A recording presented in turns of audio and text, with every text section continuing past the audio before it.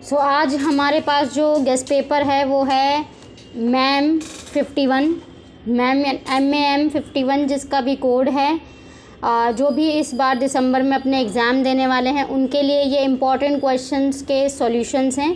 Fundamentals of agriculture है इस subject का नेम। तो स्टूडेंट्स बहुत ही ध्यान से सुनिएगा, समझिएगा। और वीडियो को शुरू करने से मैं बताऊं आपको, तो आप अपना कॉपी पेन लेके बैठिएगा। जैसे ही आगे आगे क्वेश्चन चलते हैं तो मैं क्वेश्चन पढ़ लेती हूँ जल्दी से, एंड देन आंसर समझा देती हूँ। तो जो भी पॉइंट आपको समझ में आए just write down and on your copy.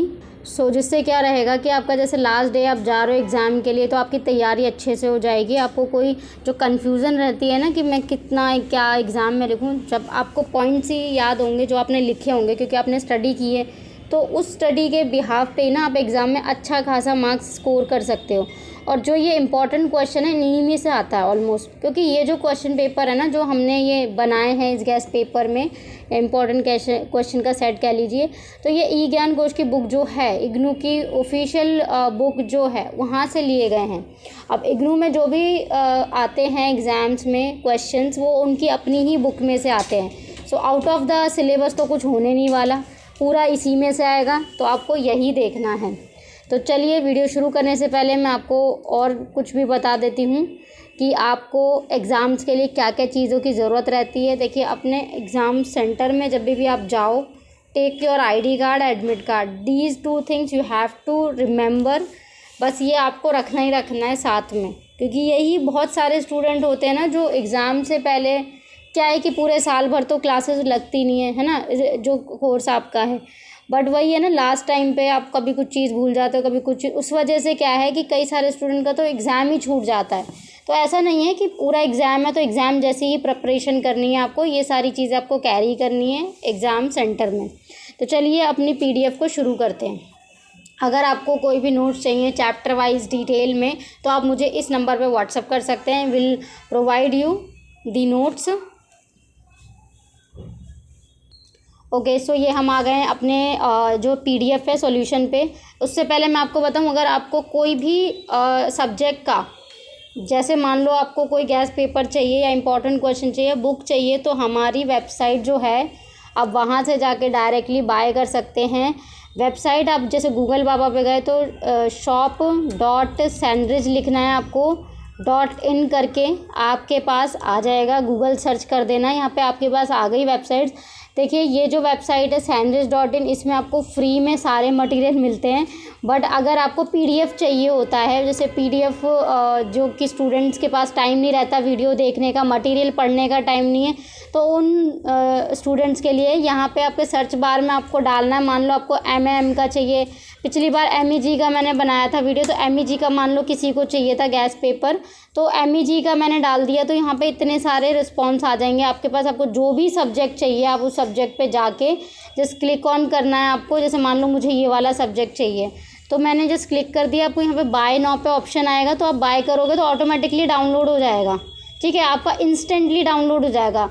और आपका जो ये पेमेंट रहेगा ये पूरा एक सिक्योरली रहेगा, कोई इशू नहीं रहेगा बीच में कि भाई बीच में अटक गई कुछ। सिक्योर पेमेंट रहती है, सारी चीज़ें A to Z है। आपको जैसे मैं बता भी दूंगी आपको प्रोसेस, पिछले वीडियो में मैंने बताया था पूरा डिटेल में। तो ये भी है कि आपको सारा डिटेल फिल करना है एंड आपको यहाँ पे बुक करना है।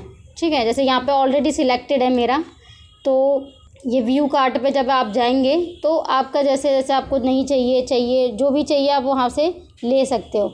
इसके अलावा आप बुक बग वगैरह हो गई, हैंड रिटन असाइनमेंट्स भी बनवा सकते हो। प्रोजेक्ट एंड सिनॉप्सिस बहुत ही कम रेट में मिल जाएंगे आपको जस्ट आइडिया के लिए। देखिए, आपका DNHE की सीरीज़ है, TS का है, PTS की सारी सीरीज़ है, तो सारी चीज़ें अवेलेबल रहेंगी। तो चलिए हम ज़्यादा टाइम वेस्ट ना करते हुए अपने चलते हैं गैस पेपर पे और गैस पेपर को पढ़ लेते हैं। पहले हम क्वेश्चन पेपर देखेंगे। पिछली वीडियो में मैंने क्वेश्चन पेपर दिखाया था आप लोगों को, अगर याद होगा आपको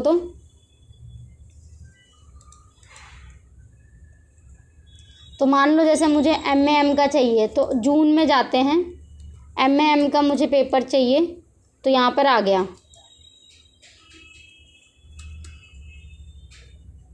ये रहा हमारा इस पेपर पे आप आ चुके हैं। ठीक है, रिलेटेड क्वेश्चंस हैं जो चैप्टर वाइज होते हैं ना आपके ज्ञान कोश की बुक में से, उसी में से हैं ये। तो देखिए आपका जो क्वेश्चन आएंगे ना एग्जाम्स में, वो जैसे मान लो ये वाला question, analysis any 3 development that took place in pre historical agriculture. तो एग्रीकल्चर को आपको बताना है, इसकी हिस्ट्री बतानी है, तो पूरा हिस्ट्री आपको इसमें इस आंसर में लिखनी है।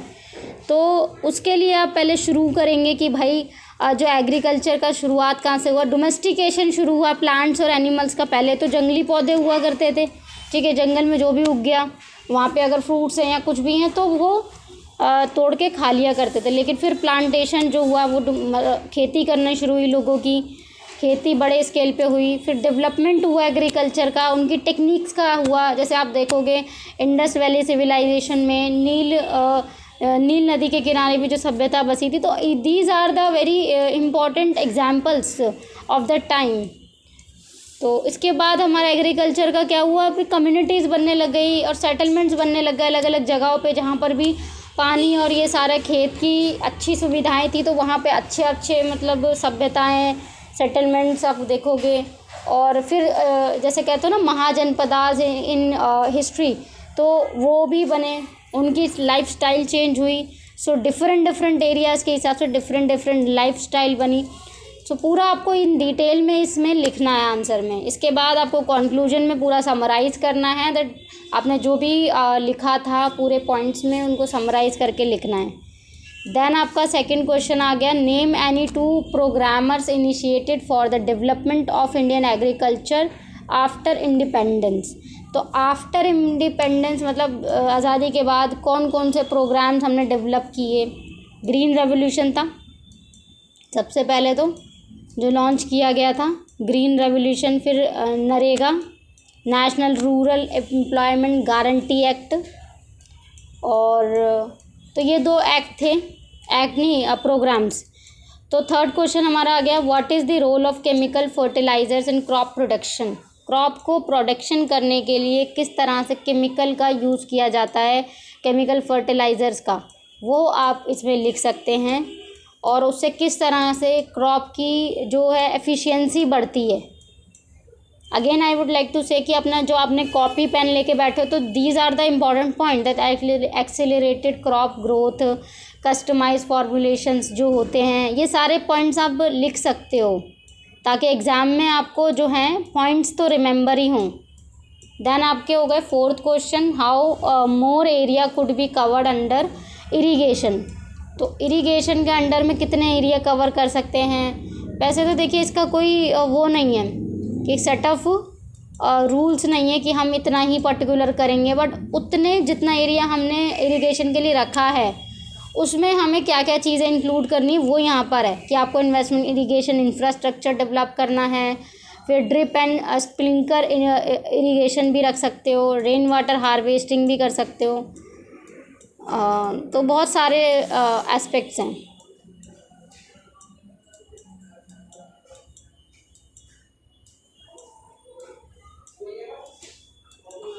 देन हमारा आता है, how animal husbandry is a part of the integrated agricultural system.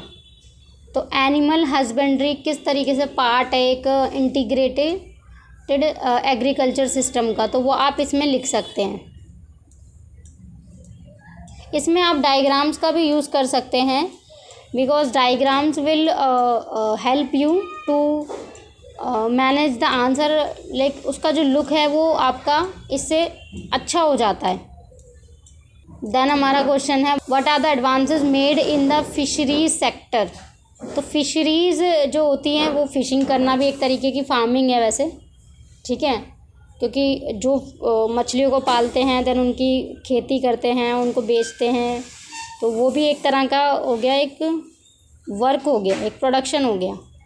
तो इसमें आपको इस सेक्टर के बारे में बताना है कि पहले क्या किया जाता है, ठीक है, देन उसके बाद किस तरीके से स्टेप बाय स्टेप प्रोसेस होता है और क्या क्या सर्टिफिकेशंस की ज़रूरत होती है, वो आप इसमें मेंशन कर सकते हो, करना पड़ेगा मेंशन इसमें। तो the next question which we have, when ICAR was set up. ICAR is a Indian council of agricultural research. तो कब इस्टेब्लिश की 1929 में, और इसका क्या उद्देश्य था, क्या यूज़ है, वो सब आप इसमें मेंशन कर सकते हो। ऐसे इतना बड़ा क्वेश्चन आएगा नहीं, क्योंकि छोटे मोटे क्वेश्चन में आ सकता है, लाइक कब सेटअप हुआ, इसका फुल फॉर्म क्या है। Then the next question which we have is how much soil on the earth is suffering from soil erosion. तो ये आपको पूरा डिटेल में लिखना है भाई कि क्या होता है ये, व्हाट इज़ दिस, किसने डेफिनेशन दी, पहले ये नाम किसने दिया, क्या कॉजेज़ हैं इसके, ओके, वो सब आप डिटेल में इसको लिख सकते हैं।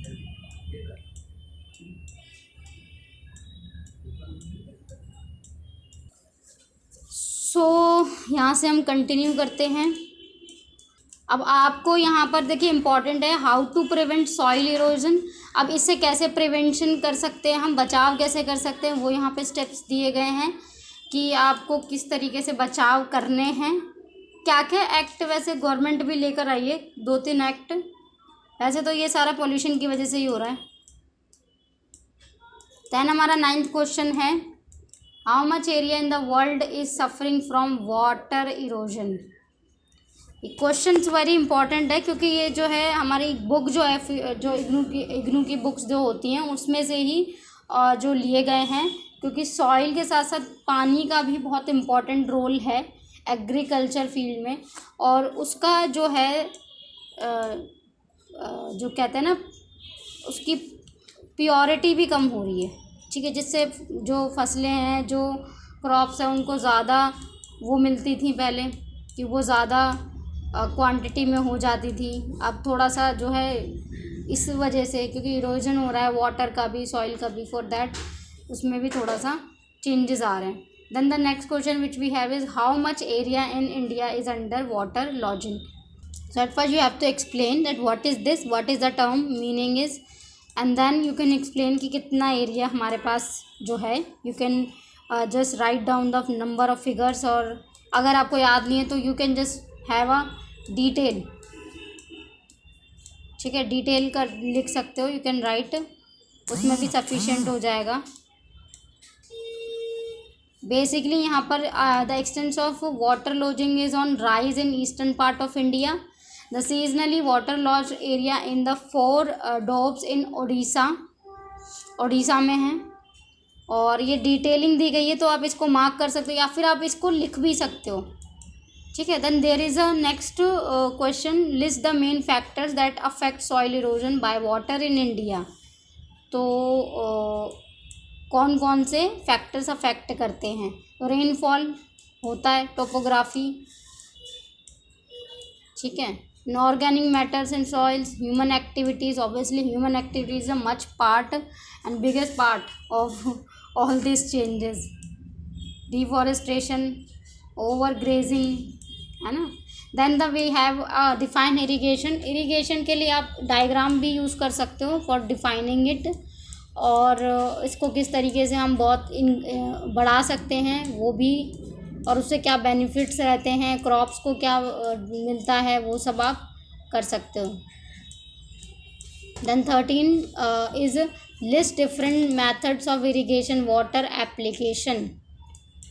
तो you have to make the list hair.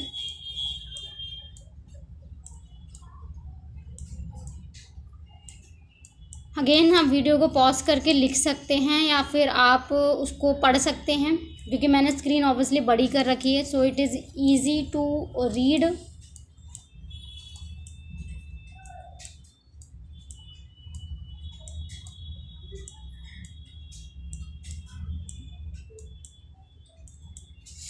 अगर आपको इसका PDF बाय करना है तो आप मुझे सेम नंबर पे व्हाट्सअप कर सकते हो। देयर इज़, और अगर आपको डायरेक्ट वेबसाइट से जाना है और वहाँ से परचेज़ करना है तो वहाँ से भी आप कर सकते हो, ठीक है। There is all the points is open.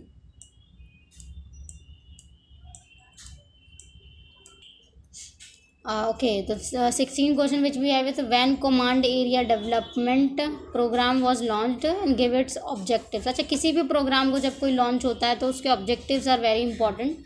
कोई भी प्रोग्राम है, जैसे मान लो ग्रीन रेवोल्यूशन आया था, तो उसके क्या ऑब्जेक्टिव्स है, तो it you have to learn that objectives, पूछा जा सकता है, क्योंकि वही है इंपॉर्टेंट जो आपके आंसर को बढ़ा सकता है।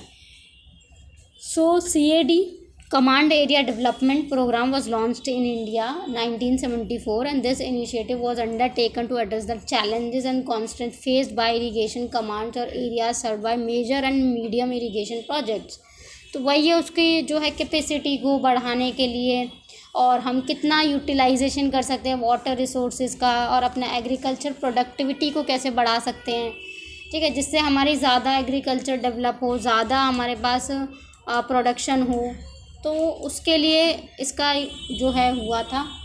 बाकी इसके ऑब्जेक्टिव्स को पूरा डिटेल में बताया गया है, तो आप 3-4 पॉइंट को लिख सकते हो और उसी को याद कर सकते हो, ताकि आप एग्ज़ाम में भी वही सेम चीज़ें आप कर सको।